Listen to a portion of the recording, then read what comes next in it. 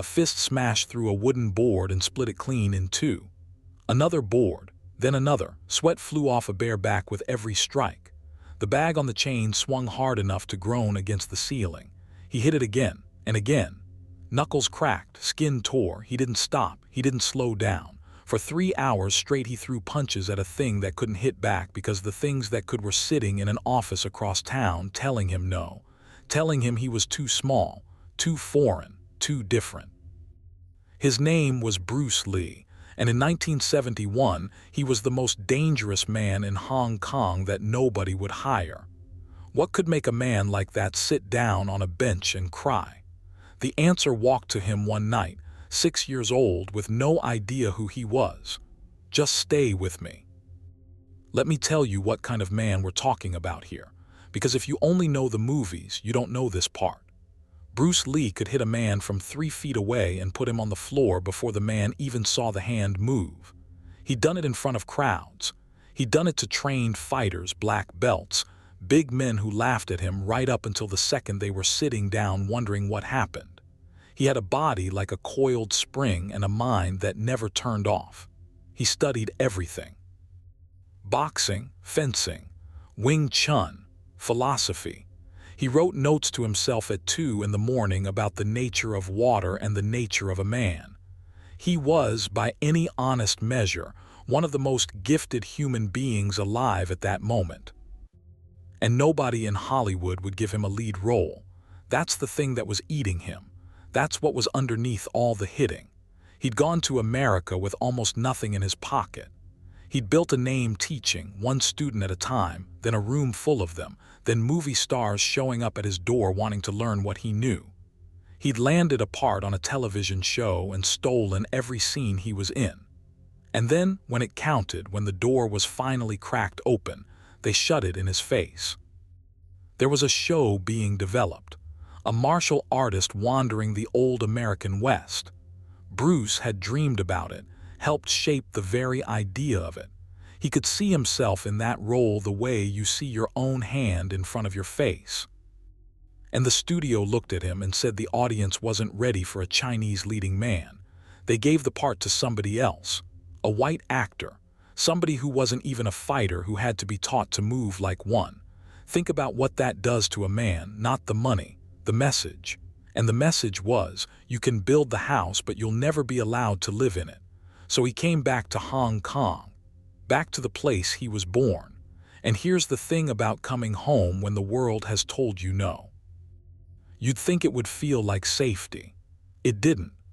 Because in Hong Kong there were people who remembered him as a wild kid who got in too many street fights, who got sent to America in the first place to keep him out of trouble. Now he was back, 30 years old, famous enough that people whispered when he walked by, but not famous enough to have what he actually wanted, which was respect. Real respect. The chance to prove that everything they'd said about him, on both sides of the ocean, was wrong. He signed with a small, scrappy studio called Golden Harvest. They didn't have the money of the big houses. They shot fast and cheap, sometimes in a single take because a second take cost film they couldn't spare. But they'd taken a gamble on Bruce when the bigger studios wouldn't return his calls. That should have felt good. And some days it did. But some days the doubt came in like water through a crack in a wall, and once it was in, it filled the whole room, and there was nothing you could do to bail it out fast enough. On the night I'm telling you about, Bruce had just come out of a long meeting that went nowhere. Hours of it. Arguments about the script, the budget, and worst of all, the fight scenes, which he cared about more than anything on this earth. Because to him, a fight on film wasn't just two men swinging at each other. It was a language. It was a way of saying who a man was without a single word. Every block, every step, every stillness before a strike, it all meant something. The producers didn't see it that way. They wanted it faster, cheaper. Give the crowd some kicks and some noise and move on. He wanted every movement to mean something, to be true, to be his. And they looked at him the way people had been looking at him his whole life. Like he was a difficult man who didn't know his place and needed reminding of it. He walked out of that building and he didn't go home. He couldn't. His wife Linda was there and their two small children, and he loved them more than his own breath. But he couldn't walk in the door carrying all of this. He didn't want them to see it, because that was the rule he'd lived by his entire life. You don't let them see you crack. You take the pain and you turn it into fuel. You put it in your fists in the reps nobody watches. You never ever sit down and let it beat you. Sitting down is losing. Sitting down is how the doubt wins. So instead he went to the gym on the lot. That's where the boards were, stacked in a corner. That's where the heavy bag hung from its chain, and he did what he always did. He hit things until his arms shook and his shirt was soaked through and his knuckles were raw and shining. He hit them until the noise in his head got quieter. It usually worked. The body could drown the mind if you pushed it hard enough, long enough. He'd done it 1,000 times, but that night it didn't work. That's what was different. That's what scared him, if I'm being honest with you. He hit and the voice was still there. Too small, too foreign, too different, not ready. It just kept going, calm and patient like it had all his life. And somewhere in the third hour he stopped, hands hanging at his sides, chest heaving, and he realized the fuel had run out. There was nothing left to burn. He was just tired, tired in a way that sleep doesn't fix. Tired all the way down in the place where a man keeps the thing that makes him get back up. He toweled off, pulled on a shirt, and walked out into the night air. The lot was mostly empty. There was a bench near the gate, an old wooden thing under a streetlight, and he sat down on it, just to breathe, just for a minute. He didn't cry, not yet. He wasn't a man who cried. He sat there with his elbows on his knees and his head down, staring at the ground between his feet, and he let himself feel the full weight of the thing he'd been running from all night. The fear that maybe they were right. All of them. That maybe he'd given his entire life to something the world would simply never let him have. That the greatest fighter nobody had ever seen would stay exactly that. Unseen. That they'd bury him someday and the ones who'd said no would still be sitting in their offices and nothing would ever change. That's where he was. A grown man, a dangerous man, sitting alone on a bench in the dark, at the lowest point I'd ever tell you about. And that's exactly where the story turns. He heard a small voice say, "Mister." He didn't look up right away. He figured it was someone who recognized him, wanting an autograph, wanting a piece of the famous Bruce Lee, and he didn't have anything to give. Not that night. "Mister," the voice said again, closer now. He lifted his head. Standing in front of him was a little girl. She couldn't have been more than 6 years old, thin, with a face that had clearly spent a lot of time in the sun and the street. Her clothes were worn but clean, the kind of clean that takes real effort when you don't have much. In one hand she held a piece of twine, and at the other end of it, sitting on the pavement licking a paw like it had all the time in the world, was a fat ginger cat. The girl looked at him with her head tilted to one side, studying him. The way children do before the world teaches them to pretend they aren't looking. And she said, "You look so sad." Bruce didn't say anything. He wasn't sure what to say. Grown-ups didn't talk to him like that. Grown-ups wanted things, or they were afraid of him, or they were sizing him up, wondering if the stories were true. This little girl was doing none of that. She was just telling him what she saw, plain as the weather. "Are you sad?" she asked. He opened his mouth to say no. That was the automatic answer, the answer he'd given his whole life. "I'm fine, I'm strong, nothing's wrong," but the word wouldn't come out. He looked at this child, at her honest little face, and the lie just died in his throat. The cat, meanwhile, had decided the pavement wasn't comfortable enough and gotten up to relocate, and the girl, without looking away from Bruce, gave the twine a gentle tug and said, "Tofu, wait." And the cat sat back down with a huff, like it was deeply put upon, and the whole thing was so ordinary and so tender that something in Bruce's chest moved that hadn't moved in a long time. "His name is Tofu," Bruce heard himself ask. The girl nodded seriously. Because he's white on his tummy and orange on his back, like fried tofu. She said it like only a fool would need it explained. My name is Mei Ling. My mother sells noodles by the corner. She says I can't go far, but the man at the gate lets me sit here sometimes because tofu catches the mice. Bruce almost smiled. Almost, your cat has a job. Everybody has to work, Mei Ling said. Even cats. Then she went right back to the thing on her mind because children don't get distracted from what matters the way adults do. Adults will let a thing drop out of politeness. Children won't. She stepped a little closer and she looked up at this big sad stranger and she said, "You didn't say if you were sad." And that was it. That was the crack in the dam. Here's the thing you have to understand. This little girl had no idea who he was. To her, he wasn't Bruce Lee, the man the studios rejected. He wasn't the fighter with something to prove. He wasn't too small or too foreign or too different. He wasn't a bet or a problem to be managed in a meeting.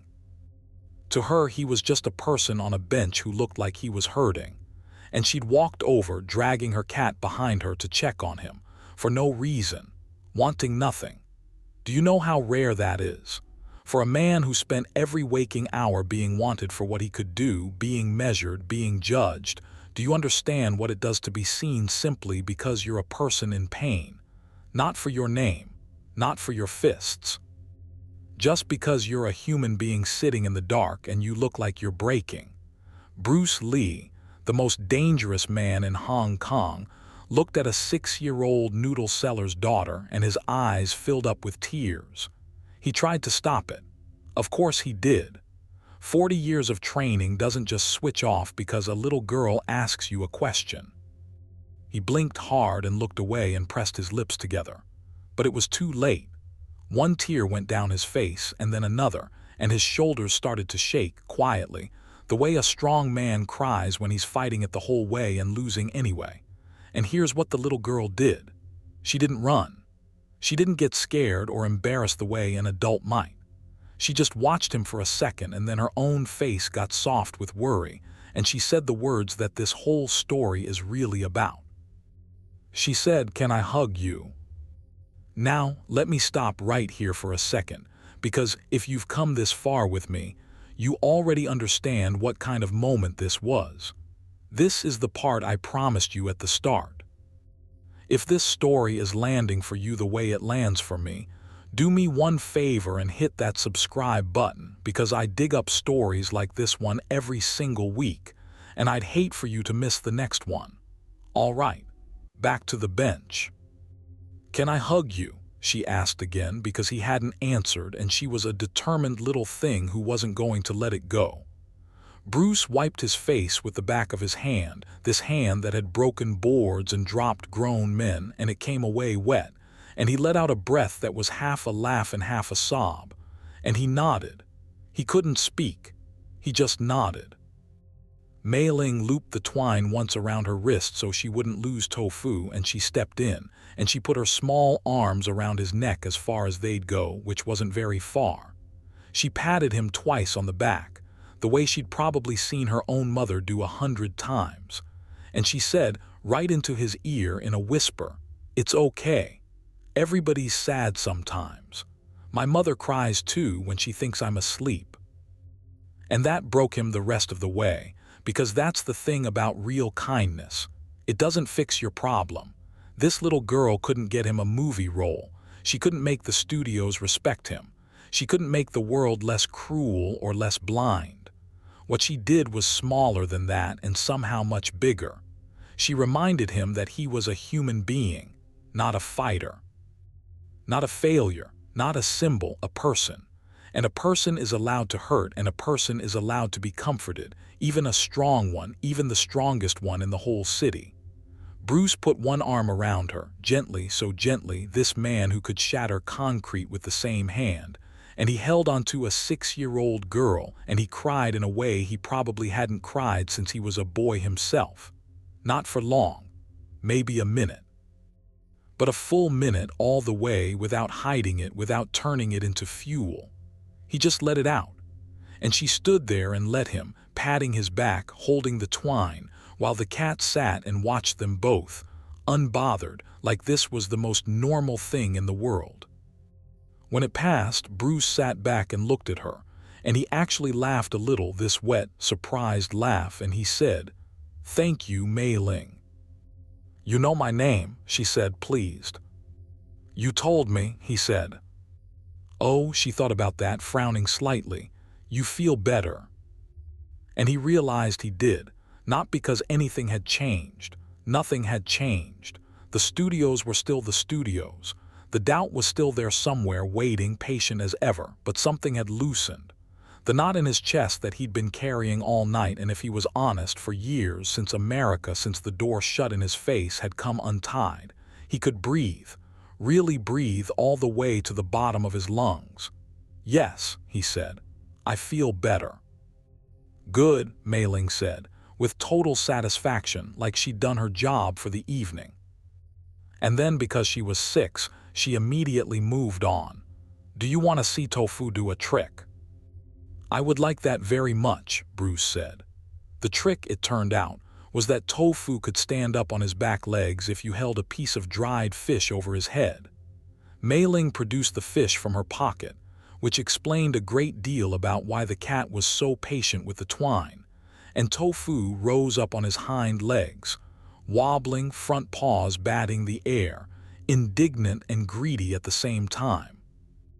And Bruce Lee, who 20 minutes earlier had been at the lowest point of his life, sat on a bench and laughed at a fat ginger cat doing a wobbly little dance for a scrap of fish. A real laugh. The kind that comes all the way up from the bottom, that you don't decide to do, that just happens to you. He asked her questions. Where did she live? What did her mother's noodles taste like? Did Tofu hunt or mostly nap? Did she go to school, and did she like it? And she answered all of it in that direct, unguarded way, no filter between the thought and the words, and for a little while Bruce forgot to be the man carrying the weight of the world. He was just a person on a bench, talking to a kid, watching a cat.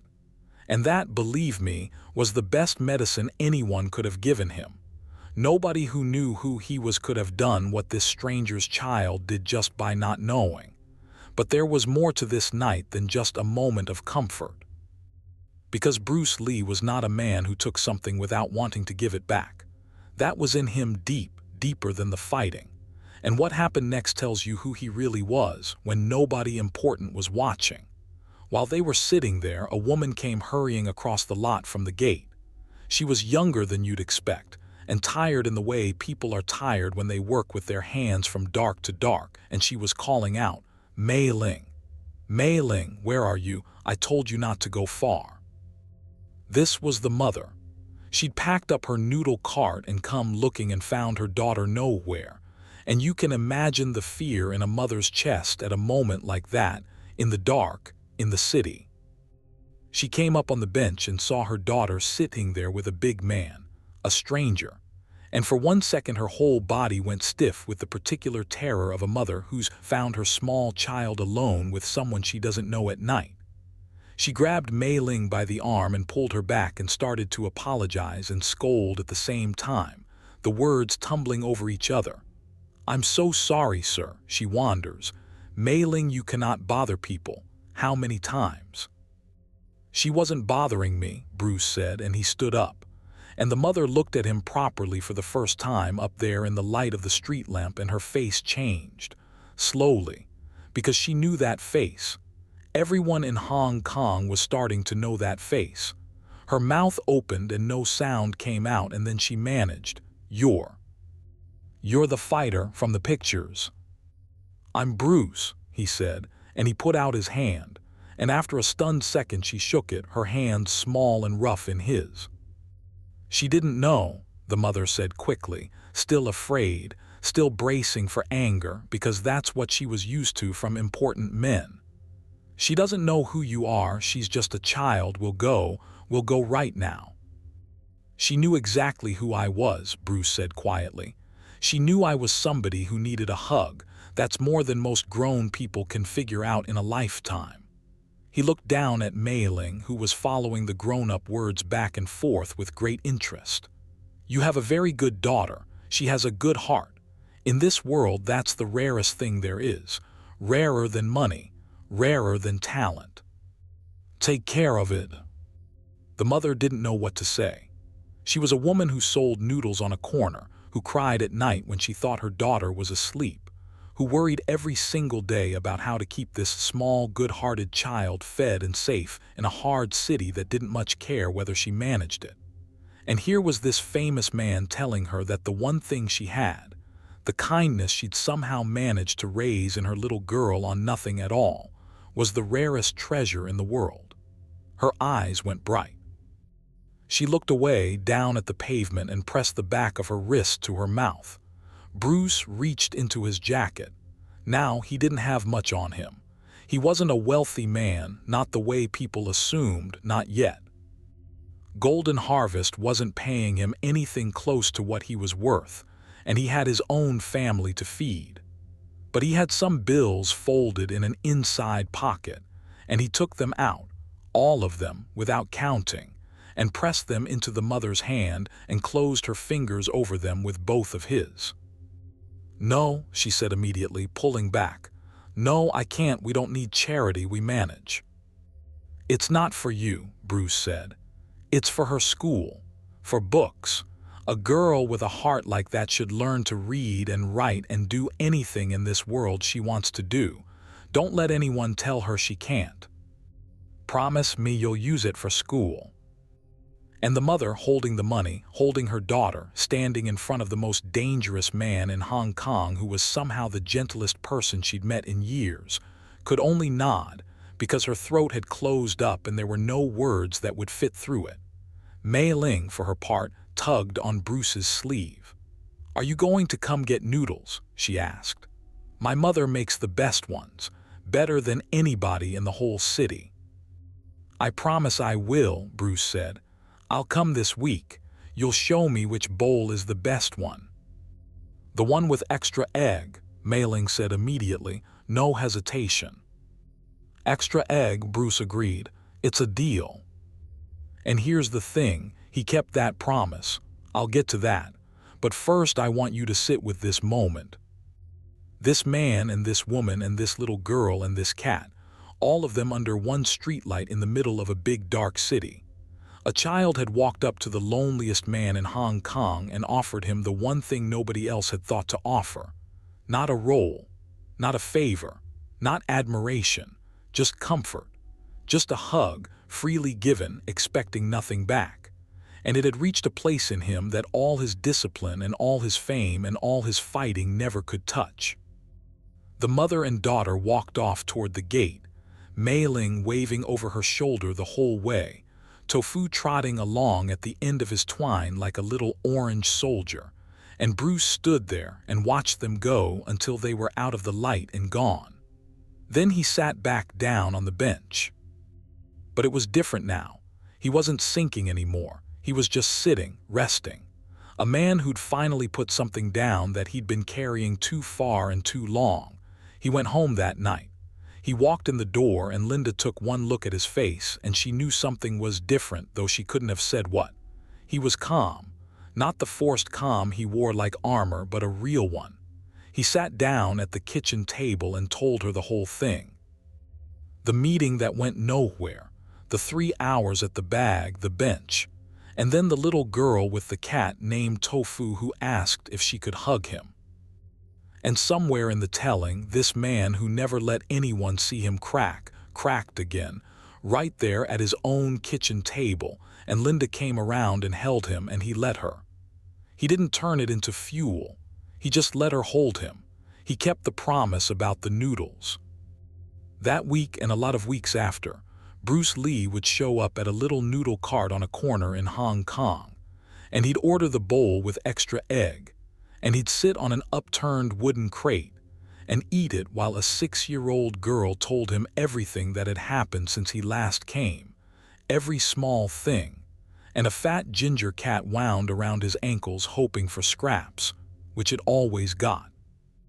People walking by would stop and stare, unable to believe that the movie star was sitting on a crate eating street noodles like anybody else, and Bruce didn't care one bit. It became a thing he needed. On the hard days the doubt came back knocking, and it did come back. It always comes back. He'd go find that corner and that little girl and that cat, and he'd remember what she'd shown him. That he was a person. That being strong didn't mean being alone. That the two things were never the same thing at all. And you want to know something? Those were the months that everything turned around for him. The film he'd been fighting over, arguing about, bleeding for came out.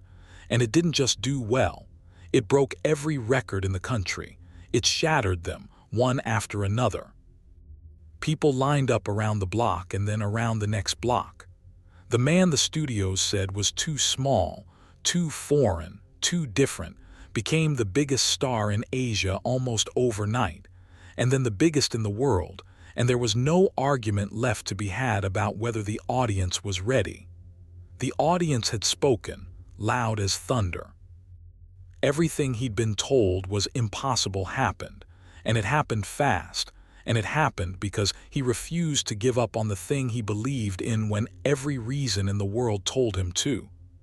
But I don't think it was only the discipline that got him through those last dark months before it broke his way. The discipline had run out on that bench, remember. The trick had stopped working. I think part of what carried him was a bench and a streetlight and a child who reminded a broken man that he was worth comforting, right at the exact moment he'd started to doubt it. You can't put that on a training schedule. You can't earn it with reps. It just has to find you. He never forgot her. People who knew him in those days said that even after he was famous the world over, even when he had everything he'd ever wanted and more, he'd sometimes talk about the night a little girl with a cat on a string walked up to him and saved him without even knowing she'd done it. He said it kept him humble. He said it reminded him what actually mattered, which was never the fame and never the records and never proving the doubters wrong. It was this. People being kind to each other for no reason at all. A stranger stopping for a stranger. A small heart big enough to notice when someone was hurting and brave enough to walk over and say so. Bruce Lee changed the world.